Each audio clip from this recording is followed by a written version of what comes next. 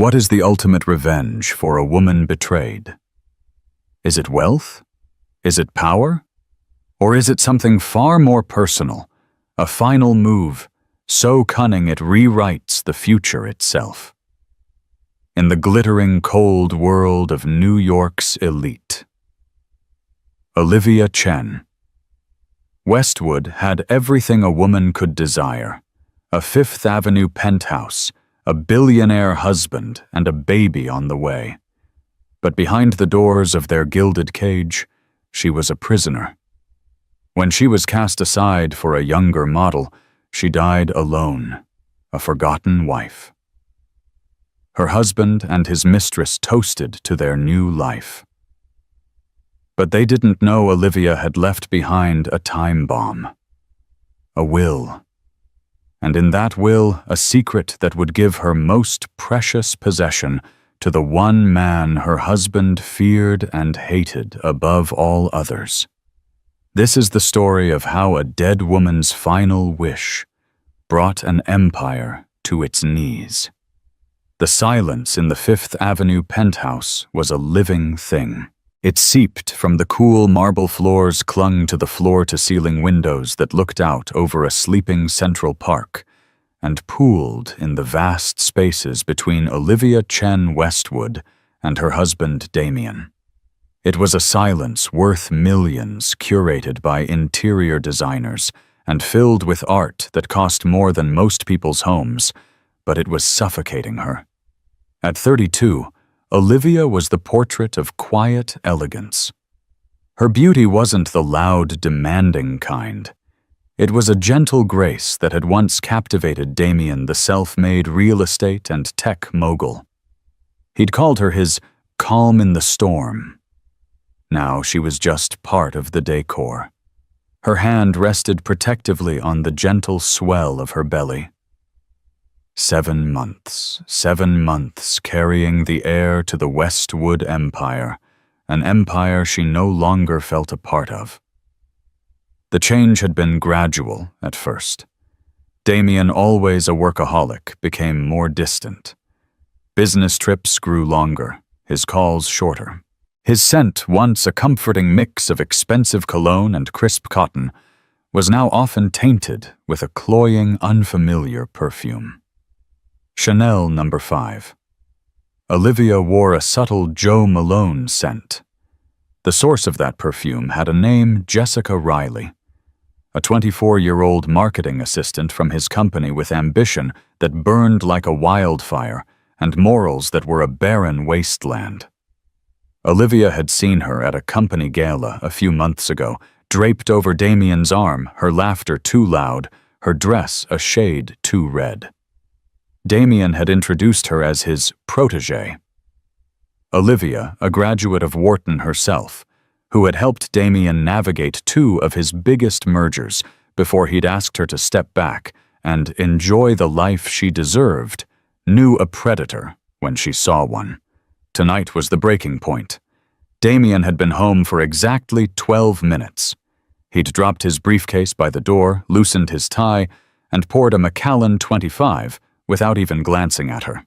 "We need to talk," Olivia said, her voice steady despite the tremor in her hands.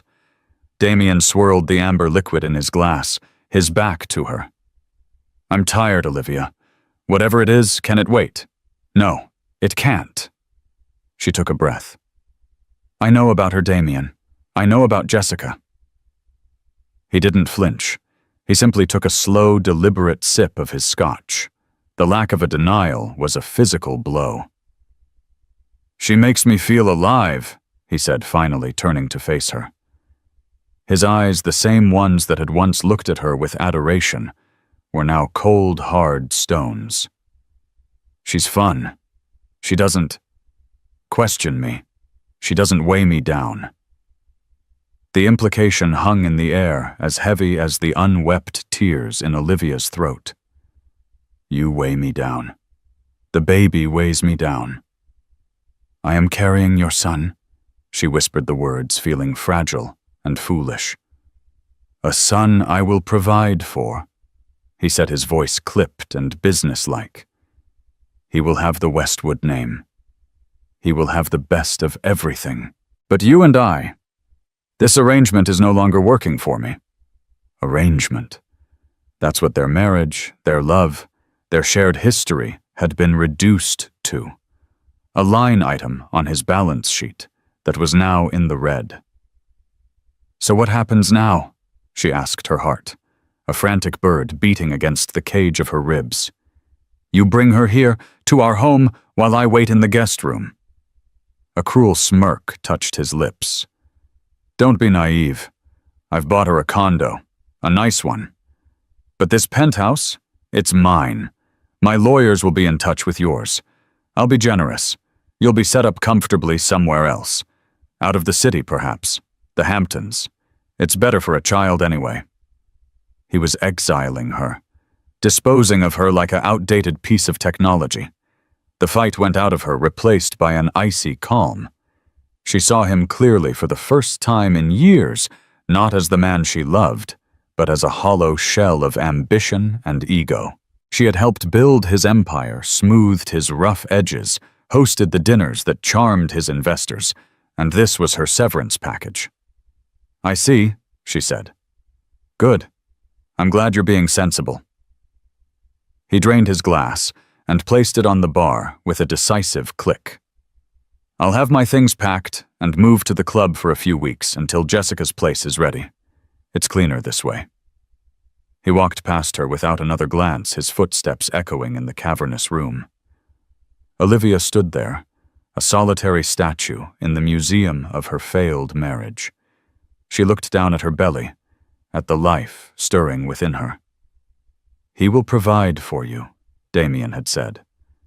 But Olivia knew Damien's provision came with strings of control and a legacy of coldness. Her son would not be raised to be another Damien Westwood, not if she had anything to say about it. As the front door closed, sealing her into the silent, opulent prison, a new fierce resolve began to take root in the ashes of her heart. Damien thought he was writing the end of her story. He had no idea she was about to start writing a new one, a story he would never see coming. And the main character wouldn't be him.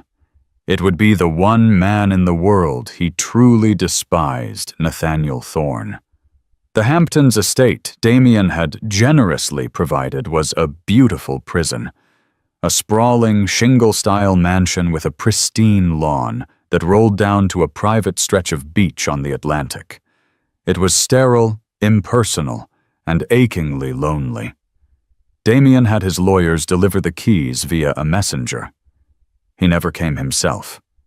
The financial support was automatic, a clinical deposit into a new bank account every month. He was treating her and his unborn son like a subscription he'd forgotten to cancel. Olivia spent the first few weeks in a fog of grief. She would walk the cold, empty beach, the winter wind whipping at her coat, and talk to the baby growing inside her. It's just us now, little one. She'd whisper, her breath fogging in the air. But I will be enough. I promise I will be enough for both of us.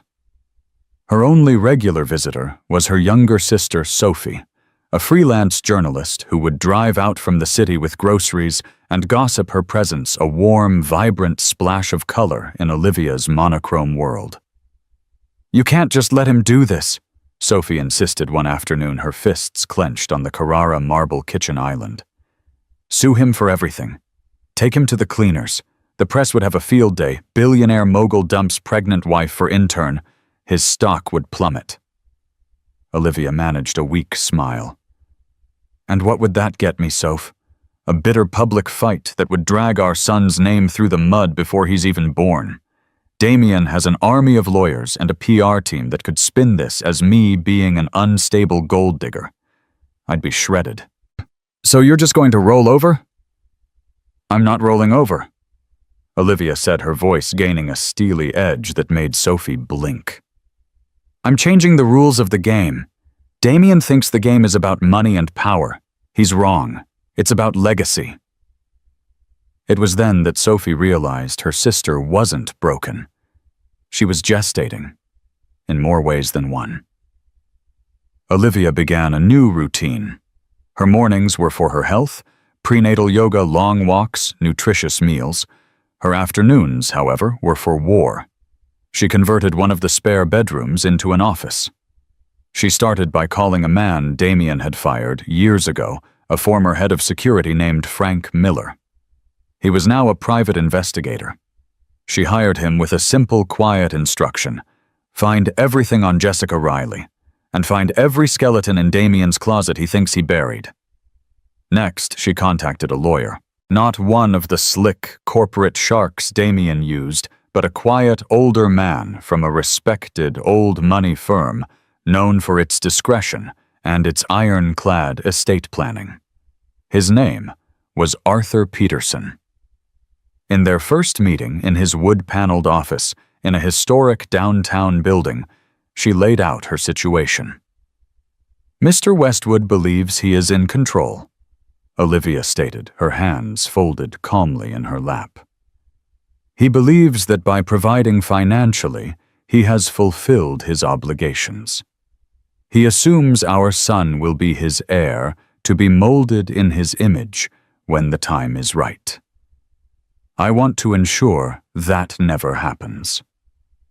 Mr. Peterson peered at her over his spectacles. "What are you proposing, Mrs. Westwood?" "I want to draft a new will," Olivia said. "One that specifies in unequivocal terms the guardianship of my son in the event of my death." "A standard and wise precaution," the lawyer nodded. "You would likely name your sister Ms. Chen." "No," Olivia said, and the single word was as sharp as a shard of glass. "My sister is wonderful, but she doesn't have the resources to protect him from Damien. My husband is a man who buys bullies and litigates his way to what he wants. My son's guardian needs to be someone Damien can't control, someone he can't buy." In fact, a shadow of a smile played on her lips. "It needs to be the one person on this planet he truly fears." She leaned forward and spoke the name. "Nathaniel Thorne." Arthur Peterson's eyebrows shot up. The name was legendary in their world. Nathaniel Thorne, the enigmatic CEO of Thorne Industries, a rival conglomerate. The feud between Thorne and Westwood was the stuff of Wall Street legend. Years ago, they had been partners in a fledgling tech venture. Damien, in a move of breathtaking betrayal, had leveraged Nathaniel's own capital to push him out and take the company public, making himself a billionaire and leaving Nathaniel with almost nothing. But Nathaniel was a phoenix. He had risen from those ashes, building an even bigger, more stable and more respected empire block by block. He was everything Damien wasn't: patient, strategic, and scrupulously ethical. Their hatred for each other was cold, deep, and unyielding. "Mr. Thorne," the lawyer said, stunned. "Damien Westwood's mortal enemy. Why would he ever agree, and on what grounds could you possibly grant him guardianship?" "The grounds," Olivia said, her gaze unwavering, "are the best interests of the child. I will detail them in a letter to be read alongside the will. As for why he would agree, because I'm going to give him something he wants more than money: the ultimate final victory over Damien Westwood." She spent weeks with Mr. Peterson crafting the document. It was a masterpiece of legal fortifications. She stipulated that the guardian would also be the trustee of a vast fund set aside for her son, a fund she was creating by liquidating all the personal assets and stocks that were solely in her name from before the marriage. It was a fortune Damien had forgotten she even had. The will stated that if the named guardian refused, a second, less desirable option would be enacted, but the custody would never revert to Damien Westwood, citing his emotional abandonment and moral turpitude. She also penned 2 letters. The first was to Nathaniel Thorne. It was long, detailed, and brutally honest. She recounted Damien's cruelty, his narcissism, and her fears for her son's future. She didn't beg. She proposed a strategic alliance. "Protect my son," she wrote, "and you will have the one thing he can never take from you, his own legacy. You will raise his heir to be a better man than he ever was. That will be your revenge, and my son's salvation." The second letter was for her son, Noah. She poured all her love, her hopes, and her dreams for him into those pages to be given to him on his 18th birthday. As her due date approached, a strange sense of peace settled over Olivia. The PI Frank had delivered a dossier thick with damning information on both Jessica and Damien. She sealed it, addressed it to Nathaniel Thorne, and gave it to Mr. Peterson for safekeeping with the will. Her preparations were complete. She had built a fortress around her son, using the only materials she had left: her intellect, her foresight, and her fierce, all-consuming love. One rainy April morning, 2 weeks before her due date, a sharp, debilitating pain shot through her abdomen. She collapsed onto the cold kitchen floor, her phone clattering just out of reach. Alone in the silent mansion, with the storm raging outside, Olivia Westwood went into labor. The call came from a flustered housekeeper who arrived for her morning shift to find Olivia unconscious on the floor. The Hamptons' emergency services were efficient. An ambulance sliced through the rain-slicked roads, sirens screaming a lament that no one in Olivia's world could hear. At the hospital, it was a frantic ballet of doctors and nurses. Olivia had developed severe preeclampsia, a condition exacerbated by stress that had gone undiagnosed because she had been managing her own prenatal care far from the prying eyes of Damien's circle. Her blood pressure was dangerously high. The baby was in distress. An emergency C-section was the only option. As they wheeled her into the operating room, Olivia was lucid for just a moment. She grabbed the arm of a young, kind-eyed nurse. "My baby," she gasped, her voice a reedy whisper. "His name is Noah. Please make sure he's safe. Noah Chen." She used her maiden name, a final small act of defiance. The surgery was a success and a failure. Noah Chen was delivered small, but with a healthy cry that echoed in the sterile room. But Olivia's body, pushed beyond its limits, began to fail. She hemorrhaged, and her system, already in crisis, couldn't cope. She bled out on the operating table, her heart giving one last tired beat. She never got to hold her son. Miles away in the sun-drenched waters of St. Bart's, the clink of champagne flutes rang out over the deck of a 150-foot yacht named the Victor. Damien Westwood laughed a deep, satisfied sound as Jessica Riley, clad in a barely-there bikini, draped herself over him. "To us," Jessica purred, raising her glass, "and to new beginnings, no more complications." Damien's phone, sitting on the polished teak table, buzzed insistently. The caller ID read, "Southampton Hospital." He frowned and silenced it. "Probably a fundraising call," he muttered, turning his attention back to Jessica. The call came again. Annoyed, he rejected it. When it rang a third time, he answered with a snarl. "What?" The voice on the other end was hesitant professional, a hospital administrator. "Mr. Westwood, I'm calling about your wife, Olivia Westwood." "She's not my wife," he corrected instantly, a cruel reflex. "We're separated." "What does she want?" "Money." There was a pause.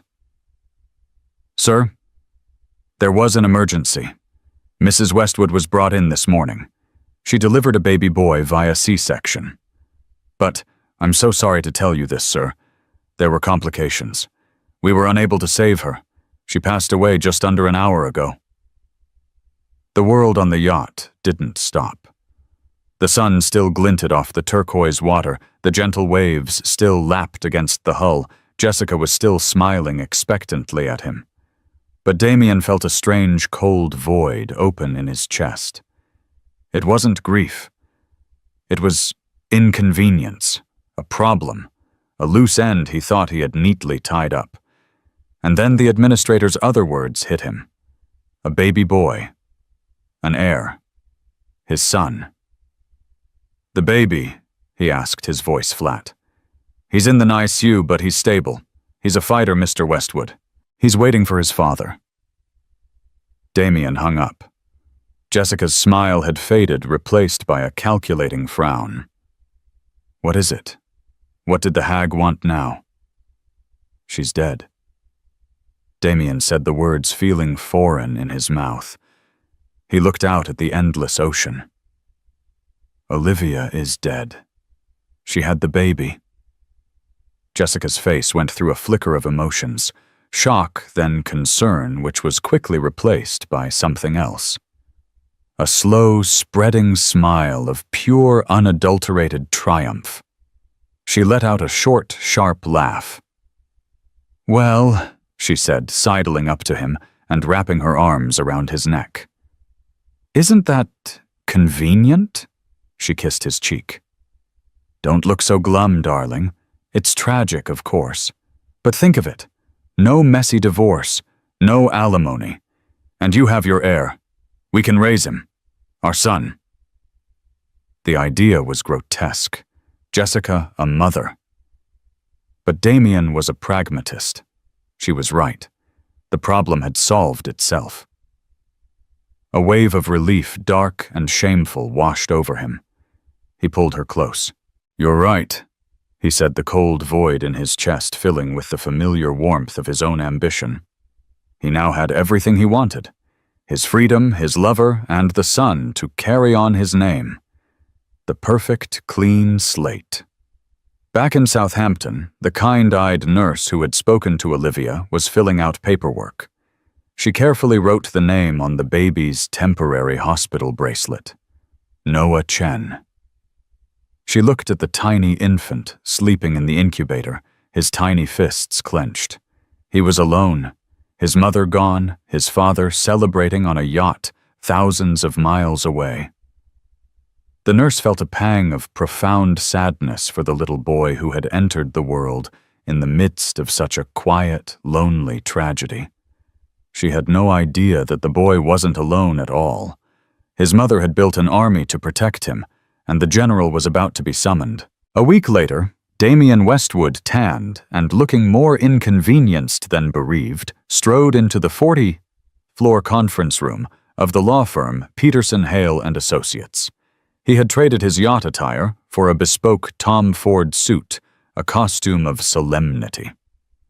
Jessica had wanted to come for support, but Damien's PR team had insisted it was a terrible look. She was sulking in his penthouse, likely shopping online. He was here for the reading of Olivia's will, a formality he assumed would be swift and simple. She'd get their pre-nuptial agreement amount, some assets would be put in trust for the boy, and that would be that. He would take custody of his son, hire a team of the best nannies money could buy, and raise his heir. In the room were Olivia's sister, Sophie, her eyes red-rimmed and filled with a palpable hatred for him, and the lawyer, Arthur Peterson, who regarded him with an expression of cool distaste. Damien gave a curt nod and took a seat at the head of the long mahogany table. "Let's get this over with, Arthur," Damien said, his tone brisk. "I have a board meeting at noon." Mr. Peterson adjusted his glasses. "We are waiting for one more party." Damien frowned. "Who Olivia's parents are in Taiwan, and her only sibling is right here. There's no one else." As if on cue, the conference room doors opened. Damien's blood ran cold. Standing in the doorway, exuding an aura of quiet, lethal power, was Nathaniel Thorne. He was the physical opposite of Damien. Where Damien was slick and polished, Thorne was raw-boned and intense, with piercing gray eyes that seemed to see every calculation, every lie. He wore a simple, dark gray suit that fit his broad frame perfectly, but it was his presence that filled the room. It was the presence of a man who had built an empire through grit and intellect, not shortcuts and betrayal. "Thorn," Damien spat, rising from his chair. "What in the hell are you doing here? This is a private family matter." "I was summoned by Mr. Peterson." Nathaniel said, his voice a low baritone that held no warmth. He ignored Damien and nodded respectfully to Sophie, who looked as bewildered as Damien felt. He then took a seat on the opposite side of the table, his gaze locking with Damien's. The animosity between them was so thick it felt like the air pressure in the room had dropped. Mr. Peterson cleared his throat, bringing the attention back to him. "If we are all settled, I will now read the last will and testament of Olivia Chen Westwood." He began with the standard legal language. Damien tapped his pen impatiently.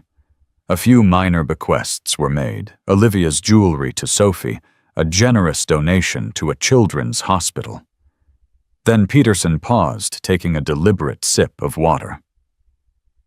"Now," he said, looking directly at Damien, "regarding the primary issue of Mrs. Westwood's estate and the welfare of her only child, Noah Chen." "His name is Noah Westwood," Damien snapped. "The birth certificate which Mrs. Westwood arranged to be filed lists his name as Noah Chen," Peterson countered smoothly. "That can be legally contested, of course. However, let me proceed." He cleared his throat again. "To my estranged husband, Damien Westwood, I leave the sum of $1, the same value I now place on the vows he made to me." Damien's face turned purple. Sophie let out a sound that was half gasp, half laugh. Peterson continued, his voice steady. "All of my personal assets, including my premarital stock portfolio in Chen Global, imports my art collection, and all personal property are to be placed in a trust. The sole beneficiary of this trust will be my son, Noah. The trust will be managed by a trustee who will have full discretion over the funds for Noah's care, upbringing, and education." Damien relaxed slightly. A trust. Fine. He would control the trustee. He was still in control. "And now," Peterson said, taking off his glasses and looking at the three people before him, "we come to the most crucial stipulation. The matter of legal guardianship of my son Noah Chen." He put his glasses back on and read from the page. "It is my dying wish and my most solemn legally binding directive that my son be protected from the corrupting influence, emotional negligence, and narcissistic personality of his biological father, Damien Westwood. Therefore, under no circumstances shall Damien Westwood be granted physical or legal custody of my child." "That's preposterous!" Damien roared, slamming his hand on the table. "I'm his father. No court in the country would uphold that." "She provided a mountain of evidence to support her claim, Mr. Westwood," Peterson said calmly, "including phone records, financial statements proving your affair, and sworn affidavits from staff detailing your abandonment. It would be a very, very ugly court fight for you. But it won't come to that, because she did not leave her son without a guardian." He took one final deep breath. "I hereby grant full and sole legal and physical guardianship of my son Noah Chen to Mr. Nathaniel Thorne." Silence. Absolute, deafening silence. Damien stared, his mouth agape, his brain refusing to process the words. Sophie's jaw had dropped. And Nathaniel Thorne, the man at the center of the explosion, showed the first flicker of emotion Damien had ever seen from him: pure, unadulterated shock. His stony facade cracked his eyes wide with disbelief. Damien finally found his voice, It was a strangled, venomous whisper. "She did what? It's all here," Peterson said, tapping the document. "Legally airtight. Signed, witnessed, and notarized. She also left a personal letter for you, Mr. Thorne, explaining her reasoning." He slid a thick, cream-colored envelope across the table. Nathaniel stared at the envelope as if it were a cobra. Damien began to laugh, a high, unhinged sound. "This is insane! A joke! He hates me! He'd never do it! He doesn't want a baby! He's a monster, a corporate raider. This is Olivia being vindictive and crazy." Nathaniel's gaze lifted from the letter to Damien. His expression was no longer shocked. It was hardening into something else, something cold and contemplative. He looked at Damien's sputtering rage, at Sophie's tear-streaked but hopeful face, and then back at the envelope that held a dead woman's plea.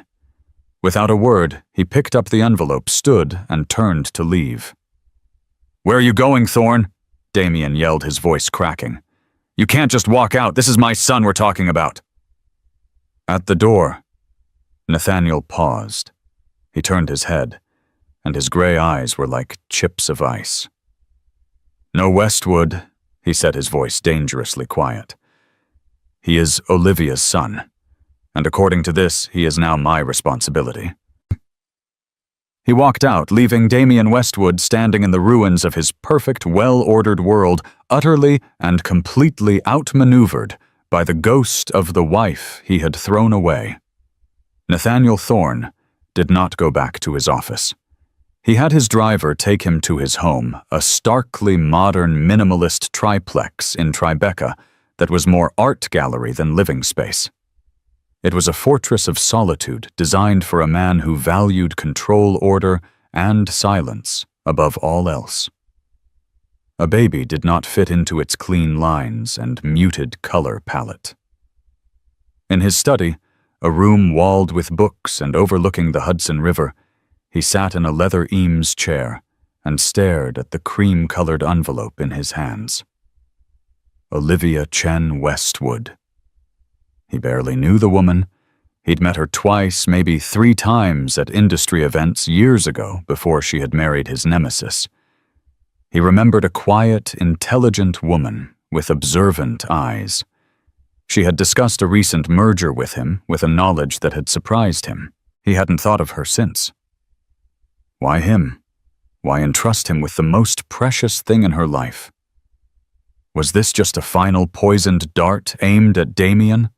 A way to use her child as a weapon to torment her husband from beyond the grave? The thought soured in his stomach. Nathaniel had built his career on logic and strategy, not on petty emotional games.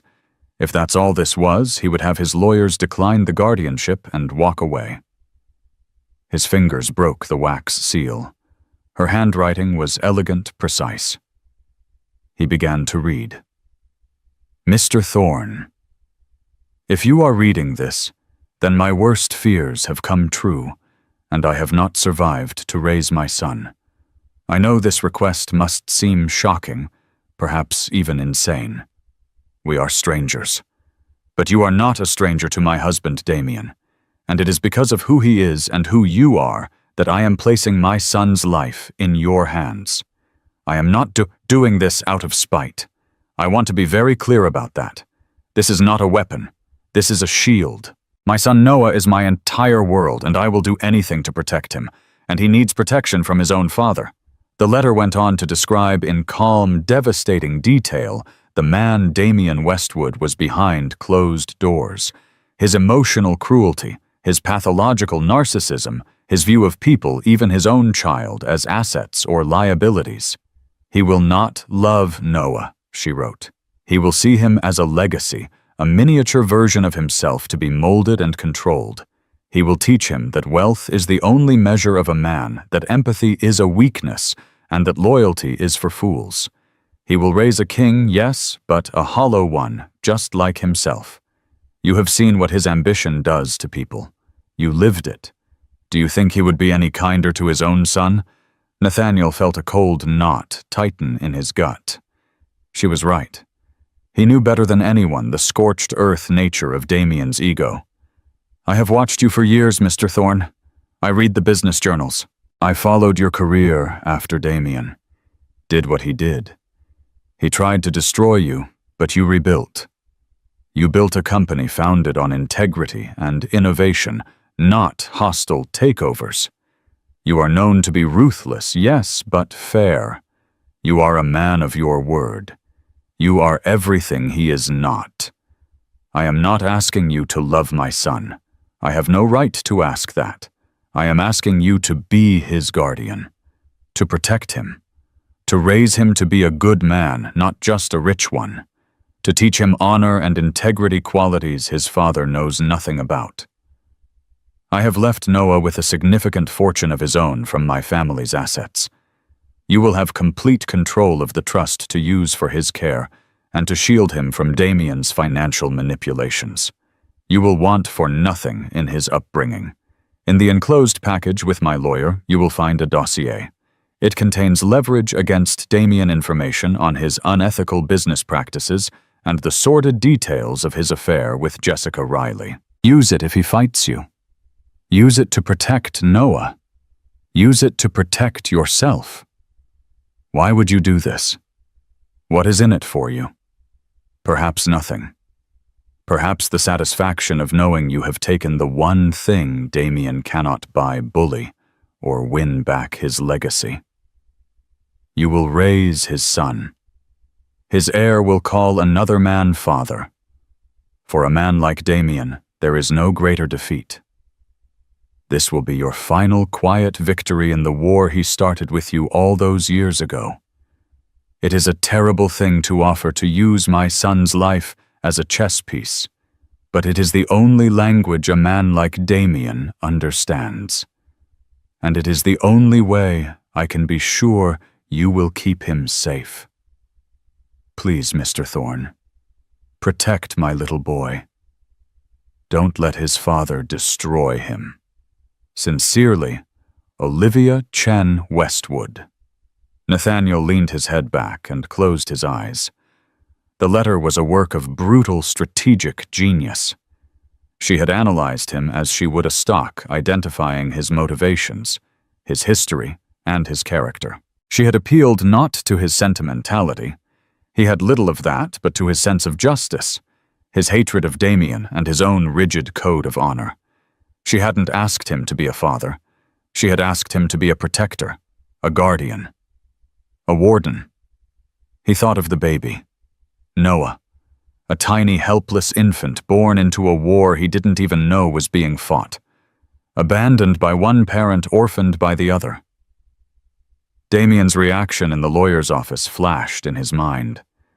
The sputtering rage, the proprietary fury. Not once had he expressed sorrow for Olivia or concern for his son. Only outrage that something of his was being taken away. Olivia had been right about him. Absolutely, chillingly right. Nathaniel stood up and walked to the window, looking down at the city lights. His life was a fortress of order. A baby would be a grenade thrown into the center of it. It would mean chaos, noise, responsibility of a kind he had never known. It was illogical. It was impractical. It was also the right thing to do. He picked up his phone and dialed the number for his head of security. "George," he said, his voice firm, all indecision gone. "I need you to arrange something for me. I need a security detail sent to Southampton Hospital NICU. No one gets in or out of the room of a baby named Noah Chen without my direct authorization, especially not Damien Westwood." He paused. "And one more thing. Contact the best pediatric design firm in the city. I have a suite of rooms on the second floor of my home. I want them converted into a nursery and staff quarters. I want it done by the end of the week." He hung up the phone. The decision was made. Olivia Westwood had made him a proposal, a strategic alliance from beyond the grave. And Nathaniel Thorne never walked away from a winning move. He would be the boy's shield. He would raise him.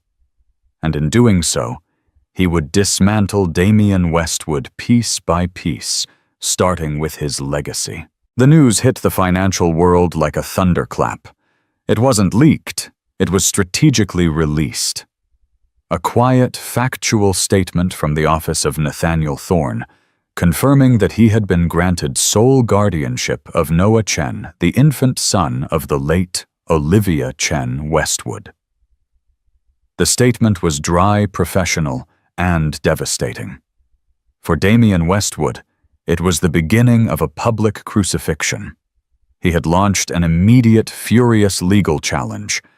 His lawyers, a team of belligerent sharks from Skadden Arps, filed emergency motions challenging Olivia's mental competency and claiming parental rights. But Arthur Peterson and Nathaniel's legal team were ready. They presented Olivia's meticulous documentation of Damien's abandonment and affair. They presented the sealed dossier she had prepared. They didn't even have to use the most damaging information. The simple confirmed fact that Damien was on a Caribbean yacht with his mistress while his wife was dying alone in childbirth was enough to turn every judge and the court of public opinion squarely against him. The story was irresistible to the media. The Billionaire's war for baby Westwood, the tabloids screamed. But the narrative wasn't in Damien's favor. He was painted as the villain, the cheating, callous husband. Olivia became a tragic, sainted figure. And Nathaniel Thorne. He was the enigmatic, honorable protector, a modern-day knight stepping in to fulfill a dying mother's wish. The scandal began to bleed into Damien's business. At a tense board meeting for Westwood Holdings, members raised concerns about the reputational damage he was causing. An activist investor smelling blood in the water began agitating for a vote of no confidence. A multi-billion-dollar merger he had been orchestrating with a conservative family-run conglomerate in Germany was suddenly put on hold due to concerns over leadership stability. Damien's empire, built on a carefully constructed image of success and power, was starting to crack. Meanwhile, in Tribeca, Nathaniel Thorne's perfectly ordered world had been turned upside down. His minimalist home was now filled with the foreign sounds of a baby crying and the hushed footsteps of a team of round-the-clock nurses. The suite of rooms on the second floor had been transformed into a state-of-the-art nursery that looked like something out of a design magazine filled with soft gray and cream tones. Nathaniel was awkward. He was a man who commanded boardrooms and navigated complex international deals. He had no idea what to do with a tiny, fragile human. He would stand stiffly over the crib, watching Noah sleep, his face a mask of constipated concern. The first time a nurse tried to hand Noah to him, he held the baby like it was a live bomb, his arms rigid. "You need to support his head, Mr. Thorne," the nurse, a kind, middle-aged Irish woman named Mary, instructed gently. Nathaniel adjusted his grip, a bead of sweat on his brow. Noah made a small, gurgling sound, and his tiny fingers wrapped around one of Nathaniel's large ones. The grip was surprisingly strong. A strange, unfamiliar emotion flickered in Nathaniel's chest. It wasn't love, not yet. It was a profound sense of responsibility, a connection. He found himself wandering into the nursery at all hours. He'd watch Mary feed him, bathe him, change him. He started asking questions about feeding schedules, sleep patterns, developmental milestones. His hyper-analytical mind began to treat fatherhood like a new business venture, gathering data, learning the metrics of a successful outcome. One night around 3 a.m., he was woken by Noah's cries. He walked down the hall to find the night nurse trying to soothe the wailing infant to no avail. "He's got a bit of colic, sir," she said, looking exhausted. "Nothing to be worried about, but he won't settle." On instinct, Nathaniel held out his arms. "Let me."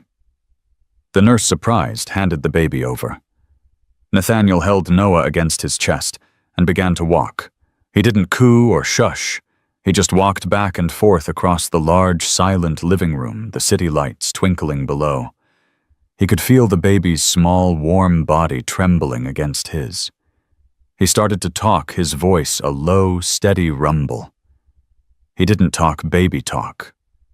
He talked about his day, about a difficult negotiation with a Japanese firm, about a flaw in a new software prototype. And a strange thing happened. The baby's cries subsided, replaced by little hiccups. He quieted, listening to the steady vibration of Nathaniel's voice and the rhythmic beat of his heart. Within 10 minutes, Noah was fast asleep on his chest. Nathaniel stood there for a long time, not wanting to move. He looked down at the peaceful, trusting face of the child in his arms. The son of his enemy. The responsibility that had been thrust upon him. The grenade in his orderly life. But in that quiet, pre-dawn moment, he felt the hard shell around his own heart crack just a little. This wasn't just a strategic move in a corporate war anymore. This was a life he had sworn to protect. While one man was discovering a new purpose, the other was losing his. The legal battles dragged on, but Damien was losing on all fronts. His appeal for custody was denied. The court granted him supervised visitation rights only 1 hour twice a month in the presence of a court-appointed monitor. His first visit was a disaster. He arrived at Nathaniel's home, his face a thunderous mask of rage. He refused to look Nathaniel in the eye. The monitor, a stern-looking woman, led him into a neutral playroom. Noah, now 3 months old, was sitting in a baby seat, cooing at a mobile. Damien stared at him. This was his son, his blood, and he looked like a baby. A stranger. He didn't know what to do. He awkwardly picked him up. Noah, unused to his smell, his rough handling, began to cry. A loud, piercing wail. "He's fine, he just does that," Damien snapped at the monitor. But the crying intensified. It grated on his nerves. This wasn't the triumphant meeting of father and heir he had imagined. It was noisy and unpleasant. After 20 minutes of non-stop screaming, he thrust the baby back at the nurse. "He's overtired or something. This is a waste of time," he declared and stormed out, cutting the visit short. As he left, Jessica Riley was waiting for him in his Bentley. Her shopping bags from Bergdorf's were piled in the back seat. "How was it?" she asked, reapplying her lipstick. "Did you tell the little brat who his real daddy is?" "He just cried the whole time," Damien growled, slamming the car into gear. Jessica sighed, annoyed. "Well, that's a problem. All this fighting and legal crap is costing a fortune, Damien. My black card was declined this morning. It was humiliating.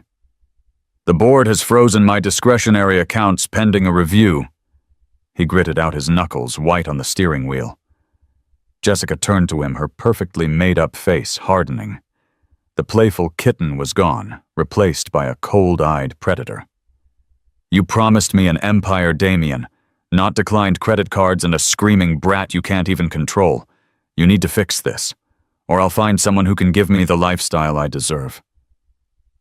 Damien looked at her, truly looked at her, and saw not a partner, but another liability. He was surrounded, attacked by the ghost of his dead wife, thwarted by his greatest enemy, and now being picked apart by the very vulture he had invited into his life. His empire wasn't just cracking, it was beginning to burn. The final collapse of Damien Westwood's world happened faster than anyone anticipated. The German merger, his keystone project, officially fell through. The public reason was market volatility. The private reason, which was promptly leaked to the Wall Street Journal by a source close to Thorne Industries, was that the German patriarch refused to do business with a man of such profound moral failings.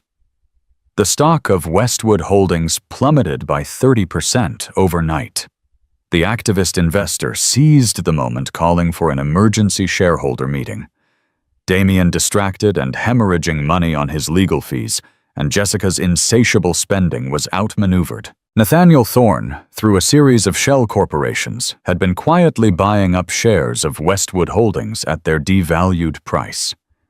At the meeting, he revealed his position aligning with the activist investor. It was a checkmate. Damien Westwood was voted out as CEO of the company he had built. The humiliation was absolute. He was a pariah on Wall Street and a villain in the gossip columns. And then came the final personal betrayal. Jessica, seeing the writing on the wall, cleaned him out. While he was at the disastrous shareholder meeting, she was at their penthouse. She took the jewelry he had bought her, emptied their joint accounts of what little liquid cash remained, and disappeared. She left a single cruel note on his pillow, written in her lipstick on a sheet of his personal stationery. "Thanks for the fun. Should have signed a prenup with me, not her. Ciao." And Damien came home to a half-empty closet and a deafening silence that was horribly reminiscent of the one he used to share with Olivia. He was ruined. He had lost his company, his fortune, his mistress, and the respect of the world.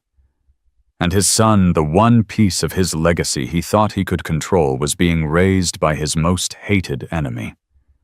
The irony was so bitter, it felt like acid in his throat.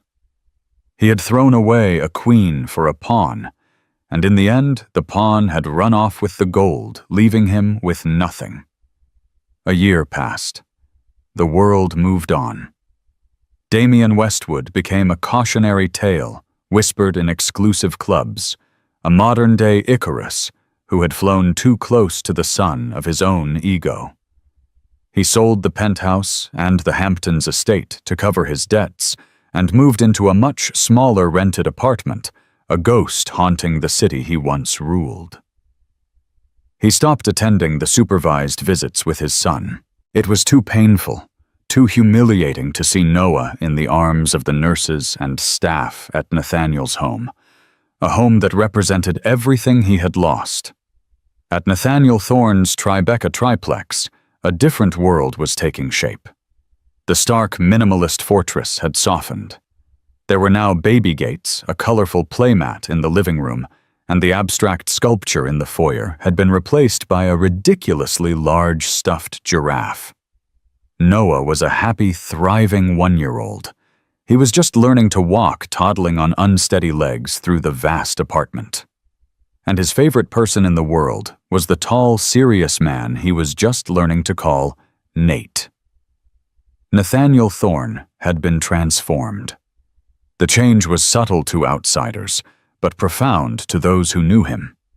He still ran his empire with ruthless efficiency, but he now left the office at 5:30 sharp. He had learned how to give a bath without flooding the bathroom, how to make monster noises that sent Noah into fits of giggles, and how to read Goodnight Moon with the perfect soothing cadence. The first time Noah had pulled himself up by holding onto Nathaniel's leg, looked up at him with wide, trusting eyes, and said, "Dada." Nathaniel had frozen. The nurse had quickly said, "He just babbles that at everyone, Mr. Thorne." But Nathaniel knew better. A feeling fierce and overwhelmingly protective had surged through him. It was love. Unplanned, illogical, and undeniable. On the first anniversary of Olivia's death, Nathaniel did something he had never expected to do. He drove with Noah out to a quiet cemetery in Westchester, where Sophie had arranged for Olivia to be buried. He stood before the simple, elegant headstone that read, "Olivia Chen Westwood, beloved mother." He held Noah in his arms, the little boy's head resting on his shoulder. "This is your mother," Nathaniel said softly. She was a brilliant, strong woman, and she loved you more than anything in the world. Noah, too young to understand, just reached out a chubby hand and patted Nathaniel's cheek. Nathaniel looked at the grave, a silent promise passing between him and the woman he had barely known, but who had entrusted him with everything. He was no longer just a guardian or a protector. He was a father. In her final desperate act, Olivia hadn't just secured her son's future. She had given two lonely souls a family. He thought of Damien, alone and broken somewhere in the city. Olivia's revenge had been complete. It wasn't about destroying Damien's company or taking his money. It was about salvation. She had saved her son from a terrible fate, and in the process had inadvertently saved a man who didn't even know he needed saving. The legacy of Damien Westwood was ashes, but the legacy of Olivia Chen, a legacy of love, strength, and incredible foresight, was just beginning. And so a story that began in betrayal and heartbreak ends with the quiet creation of a new family born from the ashes of an old one. Olivia Chen Westwood's last act was not one of vengeance, but one of ultimate protection. She knew that the best way to defeat a man like Damien Westwood wasn't to take his money, but to rewrite his future. In giving her son to his greatest enemy, she gave Noah the one thing Damien's billions could never buy a father's love. Nathaniel Thorne. A man who lived in a world of cold logic and corporate warfare found an unexpected purpose in the innocent trust of a child. It's a powerful reminder that sometimes the greatest victories aren't loud and explosive, but are won in the quiet moments, a bedtime story, a shared laugh, a promise kept to a ghost. If this story of justice, legacy, and the surprising forms that love can take moved you, please let us know by hitting the like button. Share this video with someone who appreciates a story where the good guys in their own unexpected ways truly win.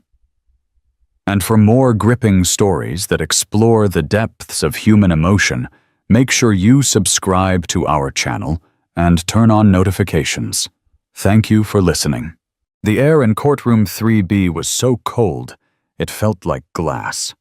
Elena Sanchez sat straight, her hands clasped so tightly her knuckles were white. Across the room, her husband of 15 years, Marcus, was doing the unthinkable.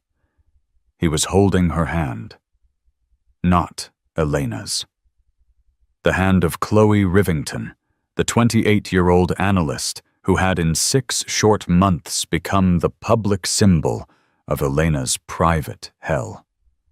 Elena had filed the papers. She was prepared for a fight.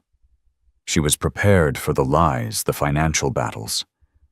She was not prepared for this level of public humiliation. But as the judge scanned the documents, a gavel remained untouched.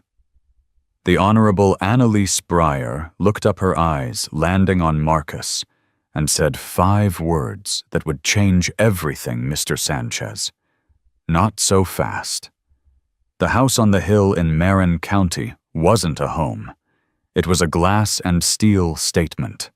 And for Elena Sanchez, it had become a beautiful, sterile prison. For the past year, prison had felt like an apt metaphor. The whispers had started at a charity gala, the kind where women wore their jewelry like armor. A slip of the tongue from a tipsy friend. Marcus just seems so energized lately, doesn't he? He and that new analyst, Chloe, are just inseparable. Inseparable. That was the word. At first, Elena had dismissed it. Marcus was a driven man. Stratos. Consulting the tech advisory firm he'd built from nothing was his first wife. Elena had always known she was at best a close second. But nothing was a lie wasn't it? She remembered the nothing. It was a cramped Palo Alto apartment that smelled of instant noodles and circuit boards. It was her Elena with her graphic design degree building his first website. It was her Elena using the $100,000 $1,000 inheritance from her father, every last cent, as the seed money. "It's our dream, Elle," he'd said, his eyes bright with a passion she hadn't seen in a decade. Now his passion was directed elsewhere. The proof wasn't subtle. It was a charge on the joint Amex for a suite at the Post Ranch Inn in Big Sur on their anniversary. A weekend she'd spent alone because Marcus had a critical server-side emergency in Singapore. The charge, however, was clearly domestic. Then came the whispers about Chloe Rivington, a whip-smart, raven-haired MBA graduate who was suddenly inexplicably promoted to vice president of strategy. But the affair, as gut-wrenching as it was, wasn't the final straw. The affair was a symptom. The disease was the disrespect. The final straw came on a Tuesday. It was a thick, cream-colored envelope from a bank she didn't recognize. It was a final notice for a second mortgage taken out against their home. A mortgage for $1.5 million. A mortgage she had never seen, never signed, and never heard of. Her blood ran cold. He hadn't just cheated. He hadn't just lied. He had leveraged their family's security, the roof over their children's heads. Sophia, 12, and Leo, 10, without her knowledge. For what? A new condo for Chloe. A risky investment. She suddenly remembered a stack of papers Marcus had asked her to sign a few months back. Just some refinancing boring tax stuff. Sign here, here, and here. She had done it. Blindly. Like a fool. That night she didn't confront him. The time for screaming and crying was over. That was the old Elena. The new Elena, the one born from the ice-cold shock of that letter, was a stranger. She quietly packed a bag, collected her children from school, telling them they were having a surprise adventure, and checked into the Four Seasons in the city. The next morning she was in the plush, intimidating offices of Sarah Jenkins Escour. Sarah was a woman who looked like she ate sharks for breakfast.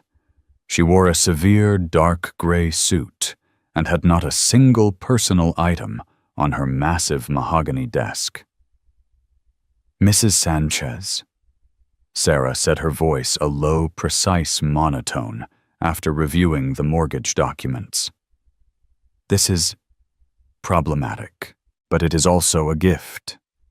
"A gift?" Elena's voice was hoarse. "In divorce law, we call this dissipation of marital assets." "And the signature? Is this yours?" Elena looked closely. "It looks like mine, but I don't remember signing it." "He forged it, or he tricked you. Either way, it shows intent. He is actively defrauding you. You are no longer just the wronged wife, Elena. You are the victim of financial fraud. This changes the entire game." Sarah explained the process. The discovery. The depositions. The long, ugly war of attrition. "He will try to paint you as a gold digger," Sarah warned. "He will say you are just a housewife who didn't contribute, that he built the empire and you just spent the money." "But I was there," Elena whispered, the old memory surfacing. "I gave him the first $100,000. My name, it was on the original incorporation papers." Sarah's eyes, previously flat-lit with a sudden predatory gleam. "What papers, Elena? Where are they?" I think I have them. In a box, with my old college things. I kept them for, I don't know, sentiment." "Go get them," Sarah ordered. "Go get them now." 2 days later, Elena walked past the security gate of her own home. Marcus was inside, standing by the vast window on the phone. He was laughing. He saw her, and the laugh died. He muted the call. Elena, you're back. Had your little spa day, did you? His voice was laced with condescending amusement. She said nothing. She walked to the marble island in the kitchen, a cold white slab that had cost more than her parents' first house, and placed a thick blue folder on its surface. "What's this?" he scoffed. "Divorce papers, Marcus." He stared at her. The amusement vanished, replaced by a dark, sudden fury. What? You're divorcing me. Are you insane, Elena? You think you can just walk away with half? You're a housewife. You haven't worked in 15 years. You are nothing without me. I was a partner, she said, her voice shaking but not breaking. A partner? He laughed a short, ugly bark. You decorated. I built.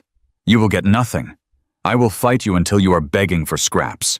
I will take the kids. I will take this house. I will take your goddamn car. You will be left with nothing. We'll see, Elena said. She turned and walked out the door, the sound of a $10,000 vase shattering against the wall behind her, punctuating the end of her marriage. The first appearance in court wasn't a trial. It was a preliminary hearing, a formality to set dates and schedules. Or so Sarah Jenkins had told her. It's a meet and greet with the judge, Sarah had said. Marcus will be there. His lawyer will posture. You just sit still and look dignified. Don't react. Don't react. Elena repeated the mantra as she pushed through the heavy wooden doors of the Marin County Courthouse.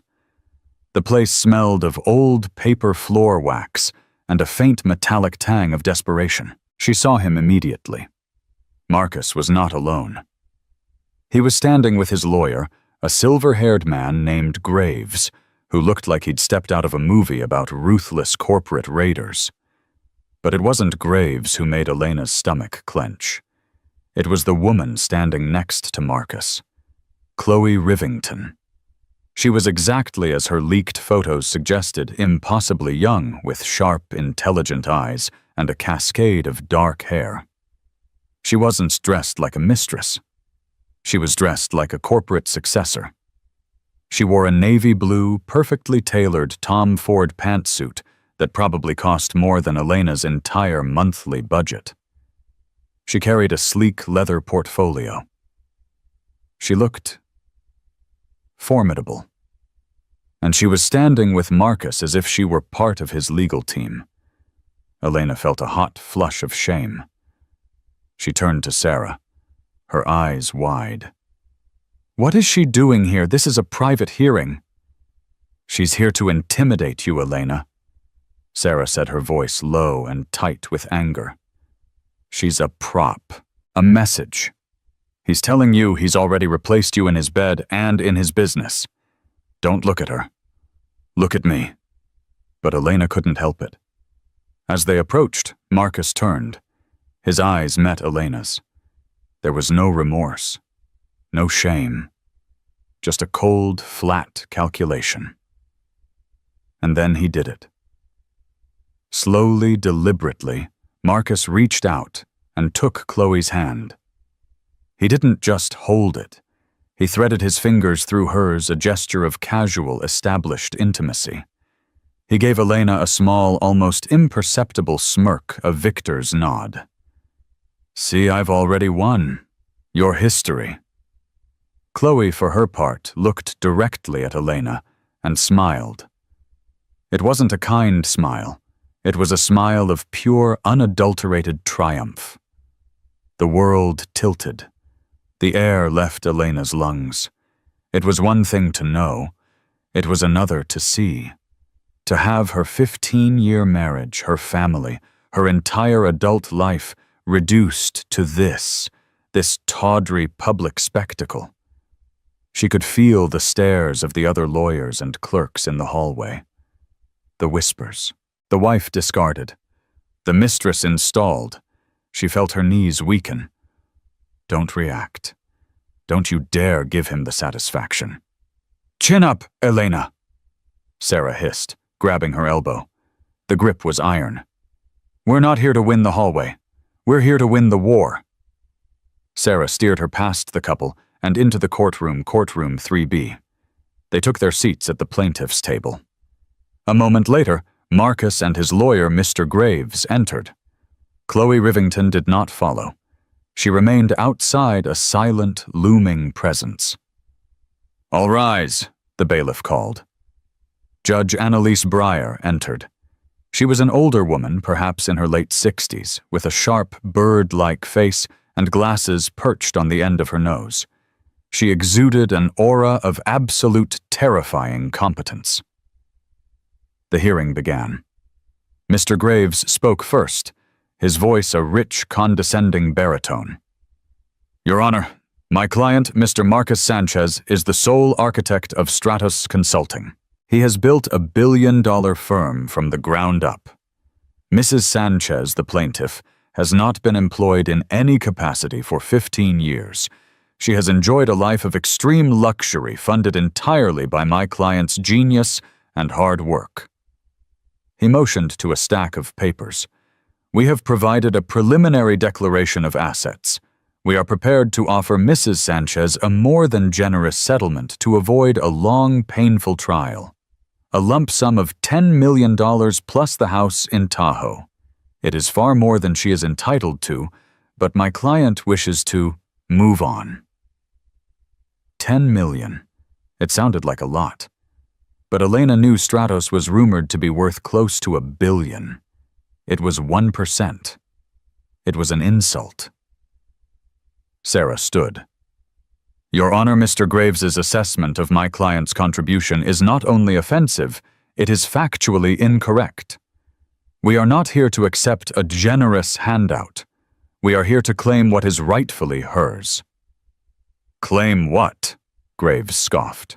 "Half of his company. On what grounds? Her interior design choices. On the grounds that she is a founding partner, Mr. Graves." Sarah said, her voice cutting through the room. A flicker of something crossed Marcus's face. Annoyance. Or was it fear? A founding partner. Graves chuckled. "Your Honor, this is a desperate last-ditch attempt by a woman scorned. There is no evidence. We have the original 2005 incorporation documents for Sanchez Miller Consulting, the entity that later became Stratos," Sarah said, sliding a document across the table. "An entity funded by a $100,000 check from my client's personal inheritance." The judge picked up the paper. Marcus was whispering furiously to Graves. Graves's face paled slightly. "This is an old document, Your Honor." Graves recovered. That entity was dissolved. "It wasn't dissolved," Sarah countered. "It was restructured, and my client's name, E.M. Sanchez Elena Miller Sanchez, was never legally bought out. She was simply erased. We contend that her 50% stake in the original company was illegally diluted and transferred to the new Stratos entities without her knowledge or consent." The courtroom was silent. Judge Breyer was reading the document. Marcus was staring at Elena, his eyes now 2 slits of pure hatred. Elena's heart was pounding. She remembered the box. The dusty, forgotten box. She had saved the papers because her father, before he died, had told her, "Never throw away the first signature, honey. It proves you were there." The air in courtroom 3B had changed. The bored, procedural hum was gone, replaced by a silence so thick you could feel it. Judge Breyer finished reading the incorporation document, her expression unreadable. She set it down, aligning it perfectly with the corner of her desk. Marcus was whispering his voice, a furious hiss, to his lawyer. "This is nothing. It's a technicality. She signed her rights away a dozen times. Tell her." Mr. Graves stood, adjusting his tie. He was a man used to controlling the narrative, and he was clearly rattled. "Your Honor, even if this quaint document is authentic. Mrs. Sanchez subsequently signed numerous spousal consent forms and shareholder agreements that effectively nullified this initial arrangement. She was, as my client has stated, fully compensated for her initial minor contribution. Compensated how, Mr. Graves? Judge Breyer asked, her voice quiet. With a life of luxury, Your Honor. The homes, the cars, the staff. You mean with her own money? The judge interjected, her tone razor sharp. Graves faltered. My client built the company. We shall see, the judge said. She looked back down at the stack of documents Graves had provided, the preliminary declaration of assets. She flipped through a few pages, her eyes scanning. Mr. Graves, she began, I am looking at your client's declaration. It lists Stratus Consulting as a single entity valued at an estimated $450 million. It lists my client's stake as 100%. That is correct, Your Honor, Marcus said, speaking out of turn. Mr. Sanchez. The judge's head snapped up. I am speaking to your lawyer, but since you are so eager to contribute, let's talk. Marcus sat back, a smug look returning to his face. He thought the judge was on his side. He thought his power, his sheer presence would win here just as it did in the boardroom. You've had a busy few years, Mr. Sanchez, the judge continued, leafing through the papers. In the last 24 months, I see you've established Stratos Holdings, Stratos International, Stratos Ventures, and Rivstrat. She looked up. What is Rivstrat? Marcus's face tightened. It's a holding company for future projects, Your Honor, currently of no value. Sarah Jenkins, who had been waiting for this, stood up. Your Honor, we believe Rivstrat is a shell corporation set up by Mr. Sanchez and Ms. Chloe Rivington. The name hung in the air. And we believe, Sarah continued, that future projects is a code for assets being actively hidden. Specifically, we have reason to believe Mr. Sanchez has been transferring intellectual property client contracts and liquid funds from the marital entity Stratus Consulting into this new entity in preparation for this divorce. Graves was on his feet. Objection. This is baseless speculation. Mrs. Sanchez's counsel is on a fishing expedition. Is she? The judge looked at Marcus. Mr. Sanchez, on this declaration, you list a Ms. Chloe Rivington as a non-salaried consultant, yet you've authorized company funds to co-sign her lease on a $4 million apartment in the Presidio. How do you explain that? Marcus was for the first time in his life speechless. He had been so arrogant, so sure of his own brilliance that he assumed no one would look. He assumed his power was absolute. He had forgotten that in a court of law, the rules were different. He turned to Mr. Graves, his face a mask of thunder. Fix this. Graves cleared his throat. Your Honor, my client's personal relationships are not on trial here. His financial relationships are counselor, Judge Breyer snapped. When he uses marital funds to finance those relationships, they become the central issue.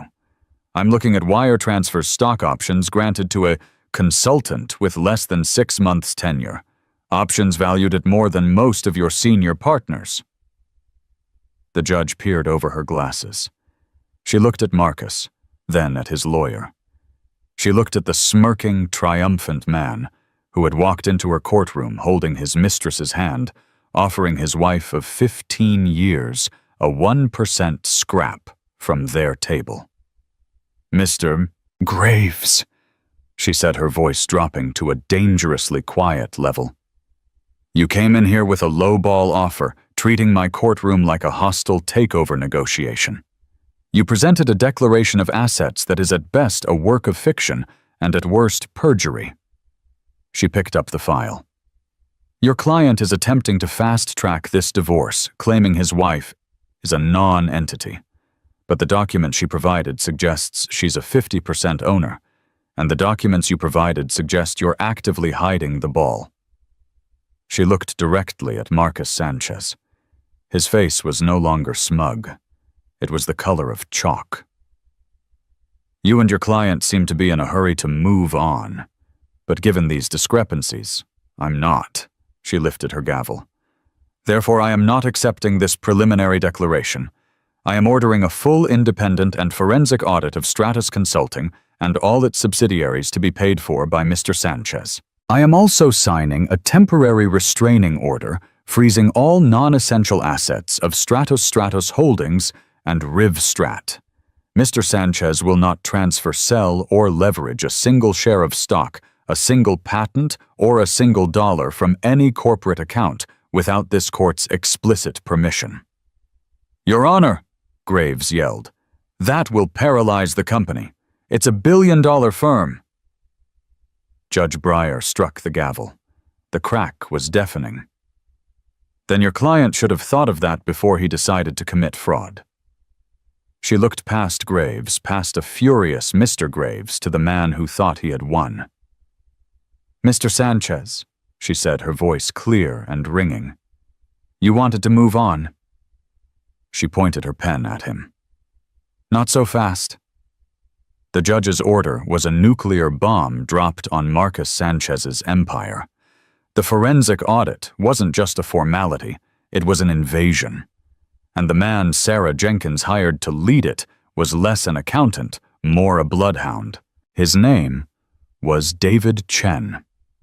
David was a quiet, unassuming man in his late 40s who wore the same gray cardigan to every meeting. He didn't use intimidating jargon. He just asked for one thing, everything. We need server access, Elena, David said in their first meeting at Sarah's office. Not just the accounting files, the emails, the internal chats, the server logs. If he's hiding money, he's not doing it on a spreadsheet. He's doing it in the metadata. Marcus's lawyers fought it, of course. They claimed trade secrets and client privilege. But Judge Breyer, now fully invested, cut through their objections with surgical precision. You will provide Mr. Chen with root-level access to all servers, or I will hold Mr. Sanchez in contempt. Your choice. They complied.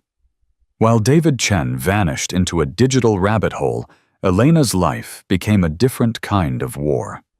The asset freeze meant Marcus's personal accounts were also locked. The man who had tried to buy her silence for $10 million now claimed he couldn't afford the court-ordered spousal and child support. The credit cards were declined. The kids' private school tuition bounced. He's starving us out, Elena told Sarah, her voice trembling with rage. She was sitting in the temporary apartment Sarah had secured for her, a sterile beige box that felt 1,000 miles from her old life. He's trying to make me look unstable, like I can't care for Sophia and Leo.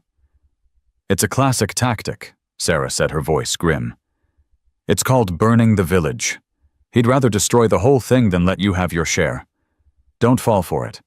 Let me handle the support. You handle the kids. The kids were the hardest part. Sophia at 12 was old enough to understand the whispers.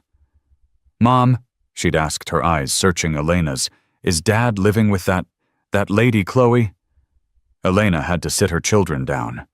She didn't use words like fair or fraud, and she used words like disagreements and unfair. She told them, Dad and I are going to be living apart. He made some decisions that weren't good for our family, and I am fighting to protect us. Leo, 10, just wanted to know if he could still play on his soccer team. Sophia just nodded, her face hardening with a premature cynicism that broke Elena's heart. Meanwhile, David Chen was working. 2 weeks into his audit, he called a meeting. The three of them, Elena, Sarah, and David, gathered in a windowless conference room. David placed a single thick binder on the table. He's not a genius, David said without preamble. He's just a bully with a good lawyer. He opened the binder. First, the good news. You were right, Elena. Your $100,000 was the only capital infusion the company ever had. Everything else was built on that seed. Legally, your 50% stake in the original Sanchez-Miller firm gives you a direct, traceable claim to 50% of the entire enterprise. Elena's hands flew to her mouth. The bad news, David continued, is that he's spent the last 5 years trying to bury that fact. He pulled out a flowchart. It was a dizzying web of boxes and arrows. This is Stratos, he said, pointing to the center box. And these, he pointed to a dozen smaller boxes, are the shell corporations, Stratos International, Stratos Ventures, Rivstrat, all registered in the Cayman Islands, Delaware, or Nevada. They're all designed to do one thing: siphon money. Here's how it works, David explained. Stratos US, the company you co-founded, hires Stratos Cayman for consulting services. Stratos US pays Stratos Cayman $50 million. That $50 million is now offshore tax-free, and he thought invisible. He's been doing this for years, hollowing out the marital company and inflating his personal offshore piggy banks. But the real problem, David said, his voice dropping, is Ms. Rivington. He turned the page. It was a series of emails. Chloe Rivington is not a mistress, Elena. I mean, she is, but that's not her job. Her job is to be the architect of this. The emails were devastating. They were between Marcus and Chloe, dated months before Elena had even filed for divorce. They were discussing asset allocation and minimizing spousal exposure. From Marcus. Sanchez, Stratos.com. To Chloe. Rivington at Stratos.com. Subject: the legacy problem. We need to accelerate the transfer of the legacy assets. The EM problem isn't going away. I need those contracts moved to Rivstrat before Q2. She's getting suspicious. From Chloe, Rivington at Stratos.com. To Marcus. Sanchez at Stratos.com. Subject: the legacy problem. Marcus, calm down. The new wire structure is in place. The legacy god, can we stop calling her that? Will be fully diluted by April. She'll be signing the Q1 tax forms next week, the ones that release her interest in the holding company. She'll sign it. She always does. She's too stupid to read the fine print. Elena felt the words like a physical blow. She's too stupid to read the fine print. I remember that, Elena whispered. He told me it was just tax forms. He was rushing angry. I just signed. You signed a document, David said gently. That was part of a criminal conspiracy to defraud you. Elena, this isn't just a divorce. This is wire fraud. This is money laundering. Sarah Jenkins, who had been silent, finally spoke. David, can you prove he moved the money based on these emails?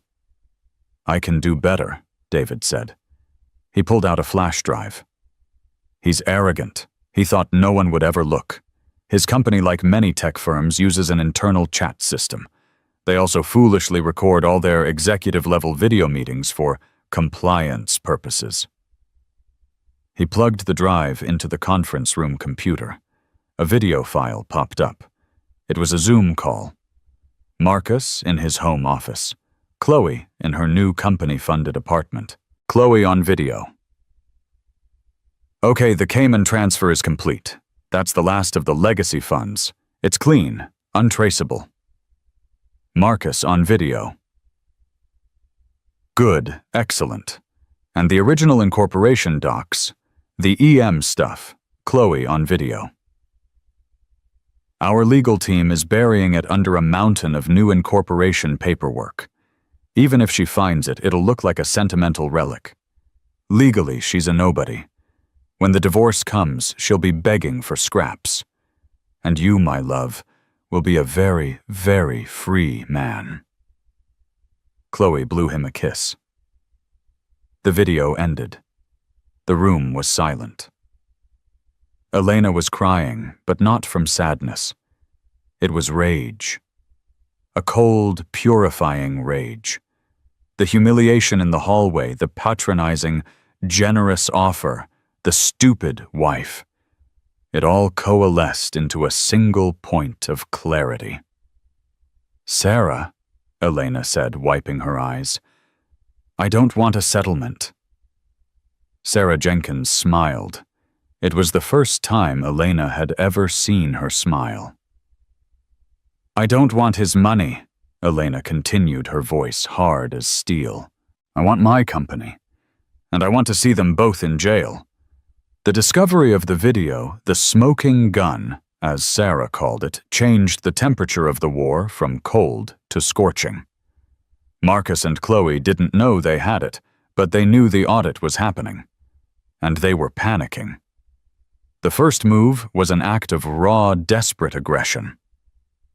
Elena was at the playground with Leo when her phone buzzed. It was a code red alert from the kids' school. She raced to her email, and her heart stopped. It was a school-wide blast from Marcus. Subject, urgent, family update and concern. To the parents and administration of Crestview Academy. It is with a heavy heart that I must inform this community that my wife, Elena Sanchez, is currently suffering from a severe emotional and mental breakdown. As we navigate a difficult separation, her behavior has become increasingly erratic and unstable. I am deeply concerned for the safety and well-being of my children, Sophia and Leo, when they are in her care. I have filed for an emergency temporary custody order. It went on, painting her as a hysterical, vindictive, unstable woman. Elena's hands were shaking so hard she dropped her phone. He sent this to everyone. To the parents of her children's friends. To their teachers. Her phone rang. It was Sarah. "I'm looking at it right now. It's a lie. It's perjury. And it's the last nail in his coffin." "What do I do, Sarah?" Elena, "He's telling people I'm crazy. He's trying to take my kids. He's trying to scare you into settling." Sarah's voice was calm, a steel anchor in Elena's storm. "He knows David is getting close. This is a desperate Hail Mary pass. I'm filing an emergency motion to have him sanctioned for this. Go home, lock your door, and do not, under any circumstances, respond to anyone." The next few weeks were a blur of legal torment. Marcus, now fully cornered, unleashed his lawyers. They filed motion after motion, trying to have David Chen removed, trying to have the stolen incorporation documents thrown out, trying to paint Elena as a drug-addled, unfit mother. They even had Chloe Rivington file a sworn declaration stating that Elena had harassed and threatened her. It was death by 1,000 paper cuts. Elena's strength, once so resolute, began to fray. The isolation was profound. The friends from her old life had vanished. They were Marcus's friends, Marcus's business partners. Their wives had their own glass houses to protect. One night, after a particularly brutal deposition, where Marcus's lawyer had spent 4 hours asking her to name the brand of shampoo she'd bought for the last 10 years to prove she was just a shopper, Elena broke. She called Sarah in tears. "I can't do this anymore, Sarah. I can't. Let him have the company. Let him have the money. I'll take the 10 million. I'll take 5. I just want my kids. I just want this to be over." There was a long silence on the other end of the line. "Elena," Sarah said, her voice soft but firm. "Breathe. I want you to go to your computer. I'm sending you something. It's the file David just sent me. It's the final audit report." An email dinged. Elena opened it. It wasn't a spreadsheet. It was a simple 2-column list. Column A, assets traced to Elena's 2005 $100,000 investment. Column B, assets purchased by Chloe Rivington in the last 12 months. The list in column A was mind-boggling. The current valuation of her 50% stake, once all the hidden money was repatriated, wasn't just half of $450 million. It was closer to $700 million. The list in column B was a picture of pure, unadulterated greed. Presidio Heights apartment, $4. 1M. Porsche Taycan. Turbo S, $190,000. Patek Philippe. Watch Rose Gold, $75,000. Shares in Rivstrat, funded by Stratus, $20. Wire transfer from Stratus Cayman to Chloe Rivington Consulting, a company of $5.8 million. All of it bought and paid for with money that was legally half Elena's. "He didn't just cheat on you, Elena," Sarah said quietly. "He didn't just lie. He and his girlfriend went on a multi-million-dollar shopping spree with your money. They stole your father's legacy. They called you stupid. They tried to take your children." Elena looked at the list. Her tears dried. The fire returned. "This isn't just about you being over it. This is about justice. He thinks you're weak. He thinks you'll break. He is counting on you breaking. Are you going to let him be right?" "No," Elena said, her voice a low growl. "Good," said Sarah, "because the final hearing is in 2 weeks, and I'm not just bringing the audit. I'm bringing the video. It's time to end this." The final piece of the puzzle clicked into place just 3 days before the hearing. David Chen, in a final act of forensic genius, had been analyzing the metadata of the infamous Legacy Zoom call. "It's not just a Zoom call," David told Sarah. "It's a smoking gun for something much, much bigger. Look at the date. March 15th. What happens on March 15th? Tax day for S-Corps, Sarah guessed. Exactly. He was transferring the assets to the Cayman entity on the same day he was filing a tax return with the IRS that claimed those assets were still in the U.S. company. He lied to the IRS. He didn't just lie, Sarah. He and Chloe conspired to commit federal tax fraud and wire fraud across state and international lines. This isn't just a divorce case's problem anymore. Sarah's blood ran cold. David, what are you saying? I'm saying, David said, that Judge Breyer isn't the only person who's going to be interested in this video. This case is about to get a lot more so crowded. The final hearing was not in the small preliminary courtroom 3B. At Sarah's request, and given the voluminous evidence, it had been moved to the main courthouse auditorium. It was by Marin County standards a media circus. Marcus Sanchez was a big fish, and the rumors of his acrimonious divorce had been leaking for weeks. Elena walked in flanked by Sarah and David Chen, who was pushing a cart loaded with binders. She felt 100 pairs of eyes on her. But this time, she didn't flinch. She wore a simple, elegant navy dress, not a power suit, but the dress of a woman who was done hiding. Marcus was already there. He sat at the defense table flanked by Mr. Graves and two new, even more expensive-looking lawyers. He looked thin, angry, and pale. And for the first time, Chloe Rivington was not there. All rise.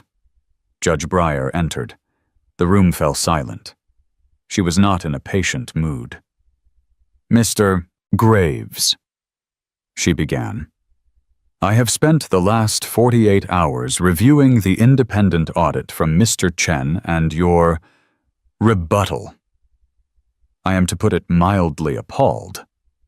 But before we get to the division of assets, Ms. Jenkins, you filed a motion regarding new evidence.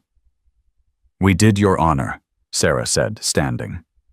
We have evidence that is directly relevant not only to the dissipation of marital assets, but to a pattern of conspiracy and fraud. Graves leaped to his feet. Objection. Your Honor, this is theatrics. We have seen their evidence, a confusing audit based on flawed assumptions. They are trying to muddy the waters. I will be the judge of that, Mr. Graves, the judge said. Proceed, Ms. Jenkins. What is this evidence? Your Honor, Sarah said, we have a video. A large screen, previously dark, was wheeled to the front of the courtroom. This, Sarah announced, is a video recording of a meeting between the defendant Marcus Sanchez and his employee, Ms. Chloe Rivington, dated March 15th of this year. It was saved on the Stratus Company servers. Marcus went white. He turned to Graves, his mouth forming the word, "What?" Graves, looking utterly baffled, could only shrug. Play it, ordered the judge. Sarah hit the space bar. The faces of Marcus and Chloe filled the screen. The entire courtroom, the lawyers, the press, the stunned friends of the family watched in horrified silence. Chloe on video. Okay, the Cayman transfer is complete. That's the last of the legacy funds. It's clean, untraceable. Marcus on video. Good, excellent. And the original incorporation docs. The EM stuff. Chloe on video. Our legal team is burying it. Legally, she's a nobody. When the divorce comes, she'll be begging for scraps. Elena watched Marcus. He wasn't looking at the screen. He was staring at her, his eyes burning with a hatred so profound, it was almost animal. He had been betrayed not by her, but by his own arrogance, by the digital ghost he himself had created. When the video finished, the silence in the courtroom was absolute. Judge Breyer slowly removed her glasses. She looked at Mr. Graves. Mr. Graves, she said, her voice dangerously calm. As an officer of this court, were you aware that your client had created a shell corporation with his mistress to siphon $50 million in marital assets on the same day he filed a false tax return? Mr. Graves looked as if he'd been struck by lightning. Your Honor, no. This is the first I'm seeing. I believe you, the judge said.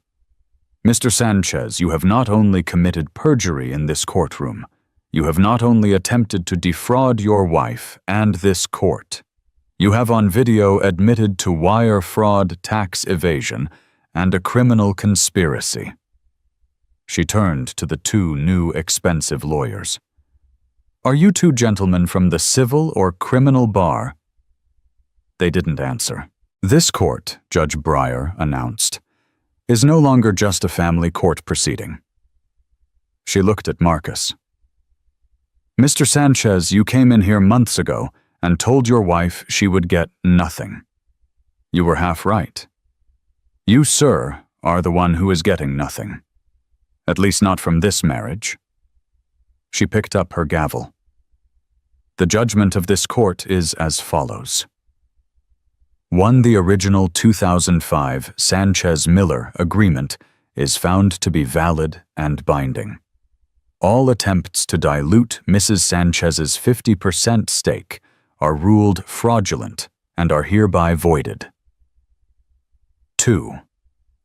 Due to the egregious criminal nature of Mr. Sanchez's dissipation of assets, I am not awarding 50-50.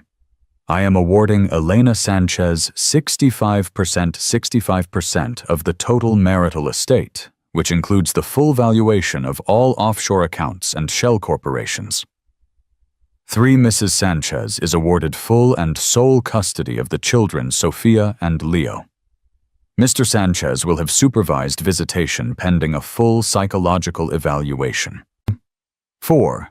The $4.1 million apartment purchased for Ms. Rivington, the Porsche, the watches and all other assets purchased with fraudulent funds are to be seized and liquidated with proceeds going to Mrs. Sanchez. And finally, she paused, looking to the back of the courtroom. 2 men in dark suits who had been standing unnoticed by the door nodded. This court finds that Mr. Sanchez and Ms. Chloe Rivington have engaged in a conspiracy to commit federal crimes. I am referring this entire case file, including the audit by Mr. Chen, and this video to the United States Attorney's Office for the Northern District of California. Graves collapsed into his chair. Marcus just stared, numb. Mr. Sanchez, the judge said, her voice softening for the first time, you destroyed your family, your company, and your life for what you've become a man who is in every conceivable way bankrupt. She struck the gavel. We are adjourned. As the courtroom erupted, Elena just sat the tension of 2 years draining out of her. Sarah put a hand on her shoulder. It's over, Sarah whispered. Elena watched as the 2 men in dark suits approached the defense table. They didn't speak to Marcus. They spoke to Mr. Graves. And as they did, Elena stood up. She didn't look back. She walked out of the courtroom, into the bright, blinding sunlight, and for the first time in 15 years, she was free.